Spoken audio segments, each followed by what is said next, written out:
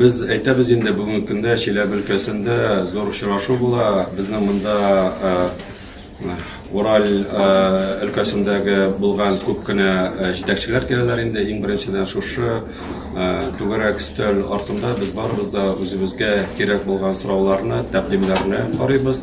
Әйтәсем килә, менә бу Чиләбе өлкәсендә безнең Елена Рафиковна җитәкче булачак, бик актив эшли. Һәм күп кенә сораулар буенча ул үрнәк булып тора инде. Икенчедән, без монда шушы түгәрәк өстәл арасында уртага салып, татарларны нинди сораулар бар, шулар буенча сөйләшәбез. Анда безнең инде властька тәкъдимнәр бар, безнең эшмәкәрләргә тәкъдим бар һәм күбесенчә үзебезгә бар. Чөнки әгәр дә без үзебезнең телебезне, үзебезнең мәдәниятебезне, үзебезнең гореф-гадәтләребезне, диннәребезне саклап калсак, без әгәр дә үзебез татарча сөйләшмәсәк, без үзебез балалар белән теге әннәттә дип башламаса, безнең өчен бөтен кеше эшләми. Шул вакытта дәүләт үзенең функцияларын үтәргә тиеш һәм дәүләт буенча балалар бакчасы дибезме, театрлар дибезме, китаплар дибезме, телевидение дибезме, анда да татар телендә сөйләшергә, укырга мөмкинлек булырга тиеш.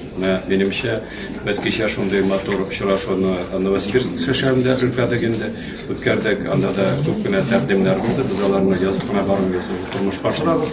Менә бүген Чиләбе өлкәсендә минем уйлавымча монда өлкә ягыннан, шәһәр ягыннан җитәкчеләр аңлыйлар һәм ярдәм кулын һәр вакытта да безгә тапшыралар. Шуңа күрә менә бүгенге очрашу күп кенә татарлар өчен өметле дә һәм эшле дә булырга тиеш.